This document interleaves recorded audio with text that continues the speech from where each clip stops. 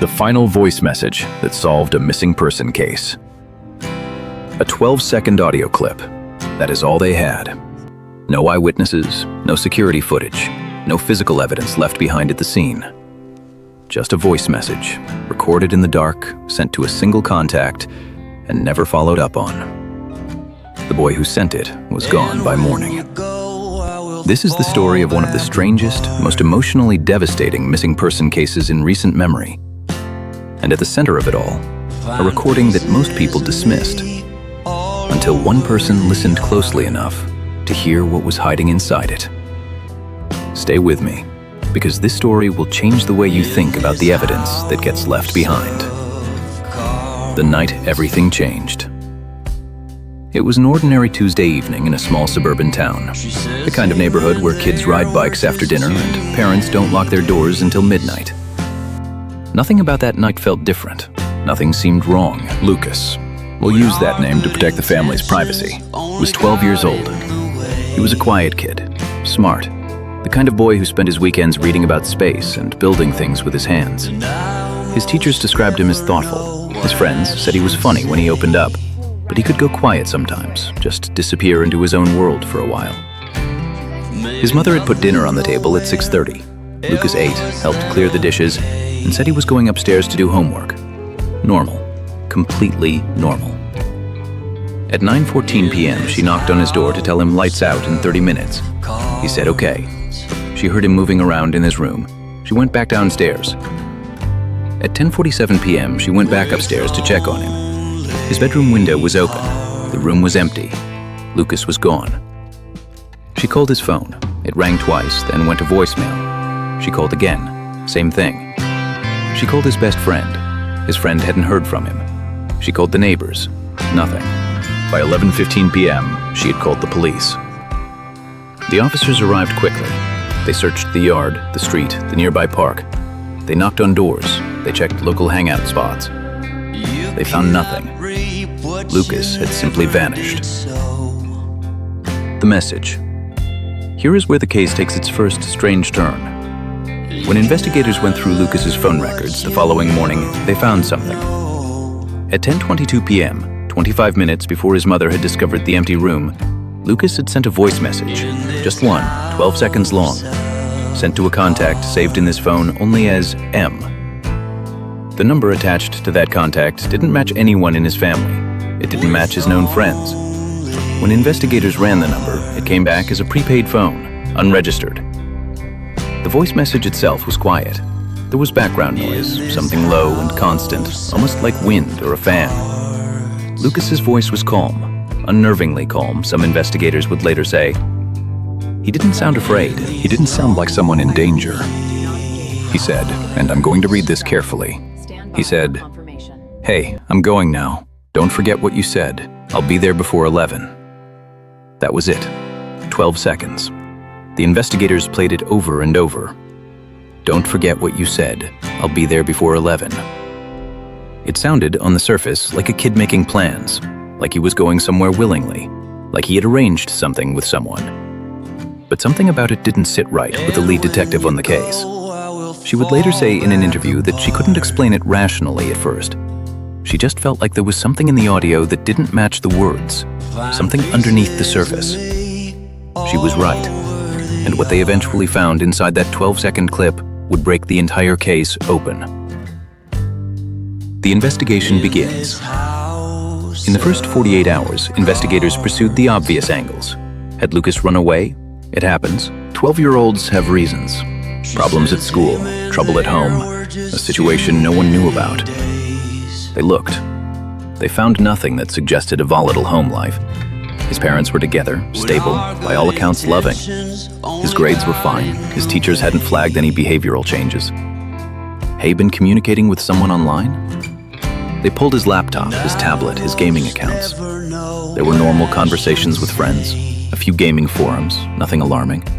No contact with unknown adults in any of the usual places investigators look. The mysterious contact, M, remained their biggest lead, and also their biggest wall. The prepaid phone had been purchased with cash at a convenience store 3 months earlier. The store's security footage from that date had already been overwritten. Dead end. They issued a public appeal. Lucas's photo went out on local news, then regional, then national. Tips came in by the hundreds. Most were dead ends. A few were outright bizarre. None led anywhere concrete. On day 4, the family hired a private investigator. And that private investigator made a decision that would change everything. She decided to send the audio file to an acoustic forensic specialist. What the audio revealed. Acoustic forensics is a field that most people have never heard of. It is, in simple terms, the science of analyzing sound recordings to extract information that isn't immediately obvious to the human ear. Investigators use it in criminal cases more than you might expect. Audio captured at crime scenes often contains ambient sounds, background noise that, when analyzed, can reveal location, time, or other context clues. A recording made inside a building sounds different from one made outdoors. A phone call made near a highway has a specific frequency signature. Even the acoustics of a room, its size, its materials, leave traces in a recording. The specialist received the 12-second file and ran it through analysis. What she found was this. Beneath Lucas's voice, beneath the low, constant hum that investigators had initially chalked up to a fan or an air conditioning unit, there was a second layer of sound.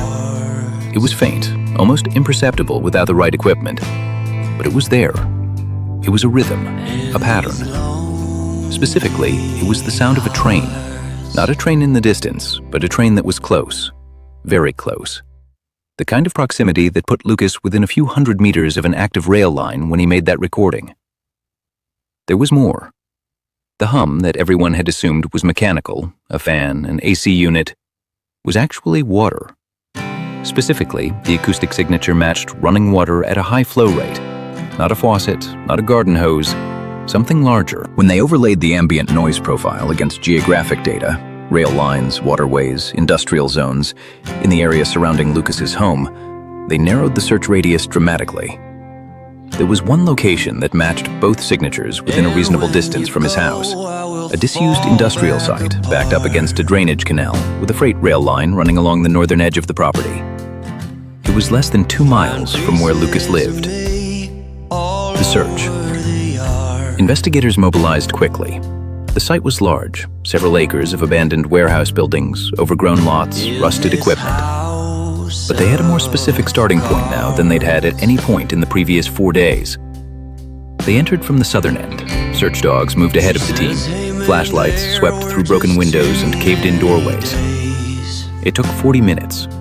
Lucas was found in the northeast corner of the largest warehouse building, in a room with no windows. He was physically unharmed. He was dehydrated and frightened, but he was alive. He had been there for 4 days.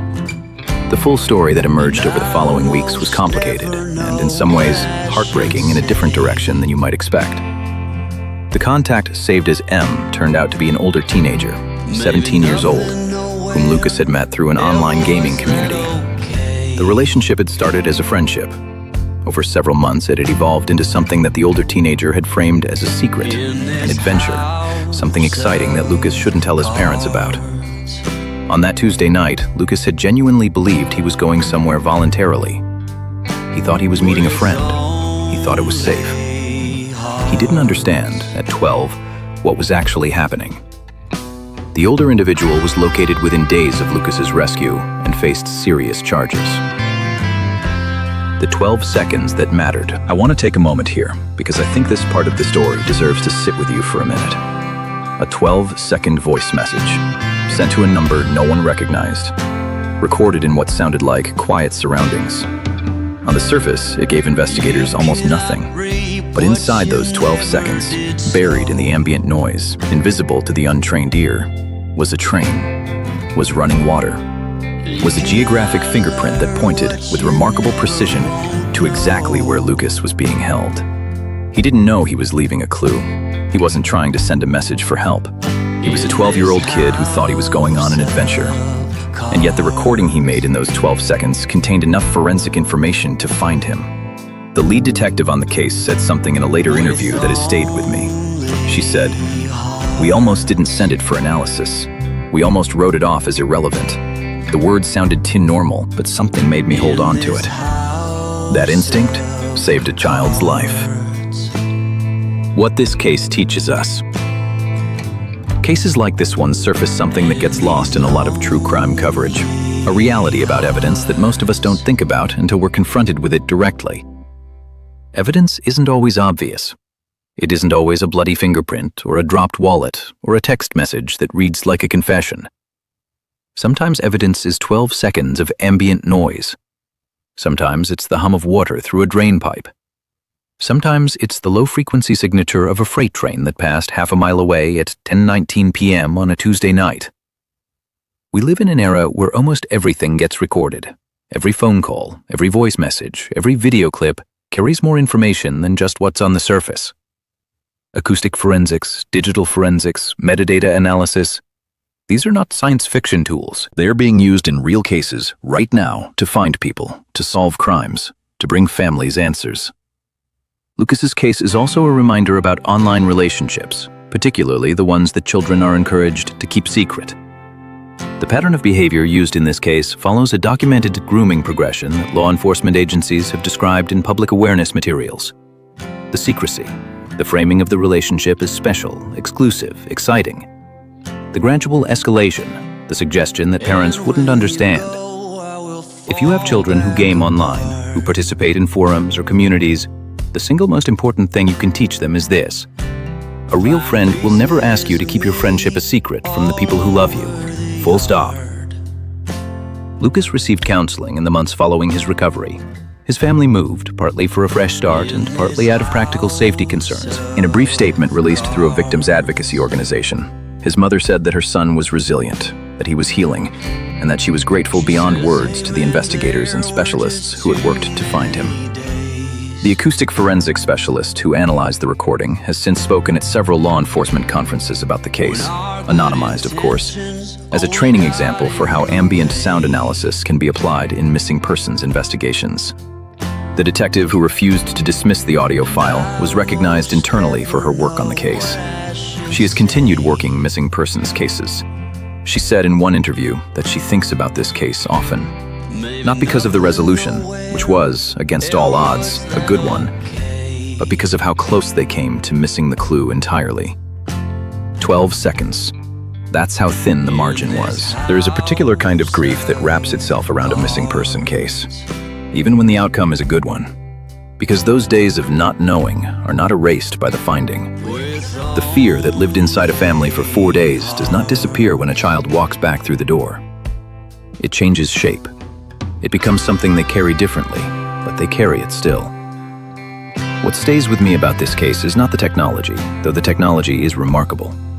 It's not even the outcome, though I am grateful for it every time I think about it. What stays with me is the voice of a 12-year-old boy, recorded in 12 seconds, in the dark, completely unaware that he was leaving behind the one thing that would bring people to find him. He thought he was sending a message to a friend. He was, without knowing it, sending a message to everyone who would spend the next 4 days looking for him. Play the audio. Listen past the words, because sometimes the most important things are the ones hiding underneath. If this story moved you, please share it. And if you have children in your life, talk to them. Not just about stranger danger, but about the more complicated, quieter dangers that exist in digital spaces. The conversations that feel awkward are often the ones that matter most. Subscribe for more stories like this one, and leave a comment. I read every single one.